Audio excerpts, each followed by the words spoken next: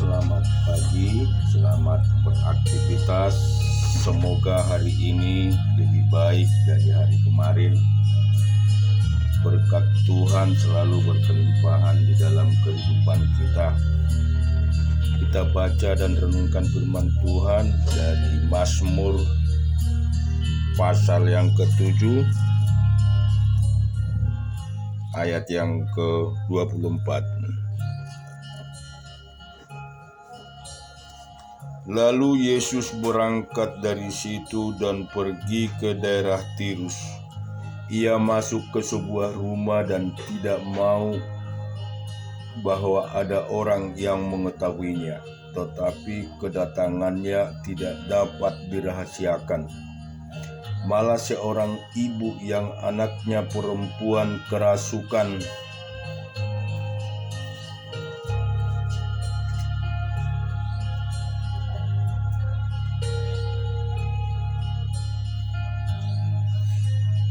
roh jahat segera mendengar tentang dia, lalu datang dan tersungkur di depan kakinya. Perempuan itu seorang Yunani bangsa Siro-Fenisia. Ia memohon kepada Yesus untuk mengusir setan itu dari anaknya. Lalu Yesus berkata kepadanya, "Biarlah anak-anak kenyang dahulu, sebab tidak patut mengambil roti yang disediakan bagi anak-anak dan melemparkannya kepada anjing." Tetapi perempuan itu menjawab, "Benar Tuhan, tetapi anjing yang di bawah meja itu Benar Tuhan, tetapi anjing yang di bawah meja juga makan remah-remah yang dijatuhkan anak-anak saya." Maka kata Yesus kepada perempuan itu, "Karena kata-katamu itu, pergilah sekarang, sebab setan itu sudah keluar dari anakmu." Perempuan itu pulang ke rumahnya, lalu didapatinya anak itu berbaring di tempat tidur, sedang setan itu sudah keluar. Kemudian Yesus meninggalkan pula daerah Tirus dan dengan melalui Sidon pergi ke Danau Galilea di tengah-tengah daerah Dekapolis. Di situ orang membawa kepadanya seorang yang tuli dan yang gagap dan memohon kepadanya supaya ia meletakkan tangannya atas orang itu. Dan sesudah Yesus memisahkan dia dari orang banyak sehingga mereka sendirian, ia memasukkan jarinya ke telinga untuk itu, lalu ia meludah dan merubah lidah orang itu. Kemudian sambil menengadah ke langit, Yesus menarik napas dan berkata kepadanya, "Ephata," artinya terbukalah.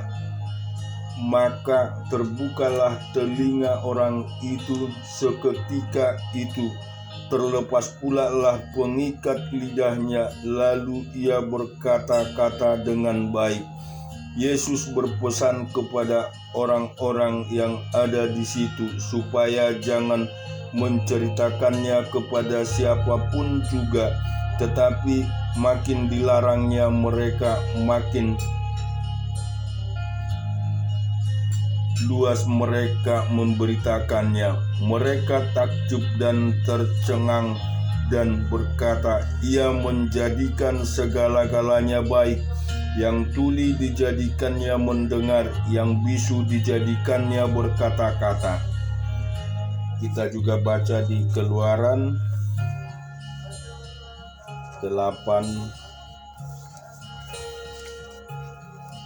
ayat 20 sampai dengan 32. "Berfirmanlah Tuhan kepada Musa, bangunlah pagi-pagi dan berdirilah menantikan Firaun.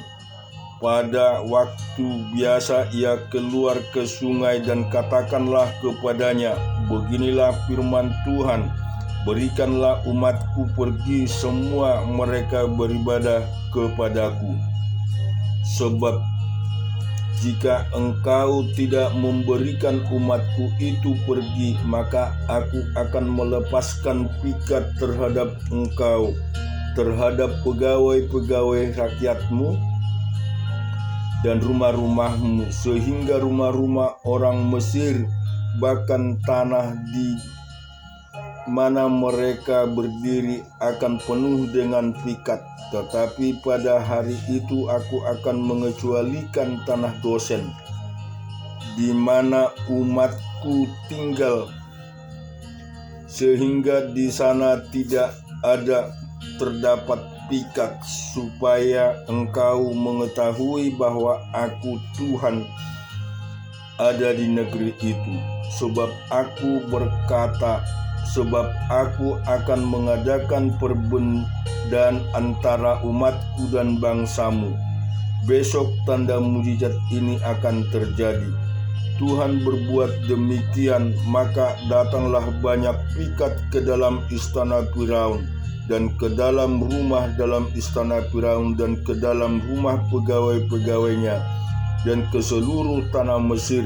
Negeri itu menderita karena pikat itu. Lalu Firaun memanggil Musa dan Harun serta berkata, pergilah, persembahkanlah korban kepada Allahmu di negeri ini. Tetapi Musa berkata, tidak mungkin kami berbuat demikian, sebab korban yang akan kami persembahkan kepada Tuhan Allah kami adalah kekejian bagi orang Mesir. Apabila kami mempersembahkan korban yang menjadi kekejian bagi orang Mesir itu di depan mata mereka, tidakkah mereka akan melempari kami dengan batu? Kami harus pergi ke padang gurun 3 hari perjalanan jauhnya untuk mempersembahkan korban kepada Tuhan Allah kami, seperti kepada Tuhan Allah kami, seperti yang difirmankannya kepada kami. Lalu kata Firaun, baik, aku akan membiarkan kamu pergi untuk mempersembahkan korban kepada Tuhan Allahmu di padang gurun. Hanya jangan kamu pergi terlalu jauh, berdoalah untuk aku. Lalu kata Musa, sekarang aku keluar meninggalkan tuanku dan akan berdoa kepada Tuhan, maka pikat itu akan dijauhkan besok dari Firaun, dari pegawai-pegawainya dan rakyatnya. Hanya jangan Firaun berlaku curang lagi dengan tidak membiarkan bangsa itu pergi untuk mempersembahkan korban kepada Tuhan. Sesudah itu keluarlah Musa meninggalkan Firaun, lalu berdoa kepada Tuhan, dan Tuhan membuat seperti yang dikatakan Musa. Pikat itu dijauhkannya dan dari Firaun, dari pegawai-pegawainya dan rakyatnya. Seekor pun tidak ada yang tinggal. Tetapi sekali ini pun Firaun tetap berkeras hati. Ia tidak membiarkan bangsa itu pergi. Kita juga baca di Esra pasal 5 ayat 1 sampai 17. Tetapi Nabi Hagai dan Zakaria bin Ido, kedua nabi itu bernubuat terhadap orang-orang Yahudi yang tinggal di Yehuda dan di Yerusalem dalam nama Allah Israel yang menyertai mereka. Pada waktu itu mulailah Zerubabel bin Seltiel dan Yesua bin Yodab pembangunan rumah Allah yang ada di Yerusalem. Mereka didampingi dan dibantu oleh Nabi Allah. Tetapi pada waktu itu juga datanglah kepada mereka Tanai, bupati daerah sebelah barat sungai Efrat bersama-sama dengan Siter-Boznai dan rekan-rekan mereka, dan beginilah katanya kepada mereka, siapakah yang memberi perintah kepadamu untuk membangun rumah ini dan menyelesaikan tembok ini? Lalu katanya pula kepada mereka, siapakah nama-nama orang yang mendirikan bangunan ini? Tetapi mata Tuhan mengamat-amati para tua-tua orang Yahudi, sehingga mereka tidak dipaksa berhenti oleh orang-orang itu sampai ada berita diterima oleh Darius, dan kemudian dikirim kembali surat jawaban mengenai hal itu. Inilah salinan surat yang dikirim Tinai, bupati daerah sebelah barat sungai Efrat bersama-sama dengan Siter-Boznai dan rekan-rekannya, para penggawa daerah sebelah barat sungai Efrat, kepada Raja Darius. Mereka mengirim laporan tertulis kepadanya yang bunyinya sebagai berikut. Ke hadapan Raja Darius, salam sejahtera. Kiranya Raja maklum bahwa kami datang ke daerah Yehuda, ke rumah Allah yang maha besar. Rumah itu sedang dibangun dengan batu yang besar-besar, sedang dinding dilapis dengan kayu, dan pekerjaan itu dikerjakan dengan seksama dan berjalan lancar di tangan mereka. Kemudian kami menanyai para tua-tua itu, dan beginilah kata kami kepada mereka, siapakah yang memberi perintah kepadamu untuk membangun rumah ini dan menyelesaikan tembok ini? Lagi pula kami tanyakan kepada mereka nama-nama mereka untuk memberitahukannya kepada tuanku dengan mencatat nama orang-orang yang mengepalai mereka. Inilah jawaban yang diberikan mereka kepada kami. Kami adalah hamba-hamba Allah semesta langit dan bumi, dan kami membangun kembali rumah yang telah didirikan bertahun-tahun sebelumnya, didirikan dan diselesaikan oleh seorang raja Israel yang agung. Tetapi sesudah nenek moyang kami membangkitkan murka Allah semesta langit, mereka diserahkannya ke dalam tangan Nebukadnezar, raja negeri Babel, orang Kasdim, yang merusak rumah itu dan mengangkut bangsa itu sebagai tawanan ke negeri Babel. Akan tetapi pada tahun pertama zaman Kores, raja negeri Babel, dikeluarkanlah perintah oleh Raja Kores untuk membangun rumah Allah ini. Juga perlengkapan emas dan perak dari rumah Allah yang telah diambil oleh Nebukadnezar dari bait suci yang di Yerusalem dan dibawa ke dalam bait suci yang di Babel, diambil pula oleh Raja Kores dari bait suci yang di Babel itu, dan diserahkan kepada seorang yang bernama Sesbasar yang telah diangkatnya menjadi bupati.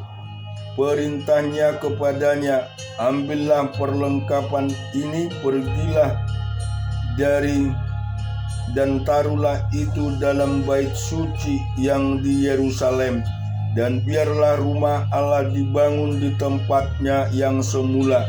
Kemudian datanglah Sesbasar meletakkan dasar rumah Allah yang ada di Yerusalem, dan sejak waktu itu sampai sekarang dikerjakanlah pembangunan, hanya belum selesai. Oleh sebab itu, jikalau dianggap baik oleh raja, maka hendaklah diadakan penyelidikan di dalam gedung perbendaharaan raja, di sana di Babel? Apakah pernah dikeluarkan perintah oleh Raja Kores untuk membangun kembali rumah Allah yang di Yerusalem itu? Kemudian keputusan raja tentang hal itu kiranya dikirimkan kepada kami. Kita baca di Nehemia pasal 3 ayat 16 sampai dengan 31.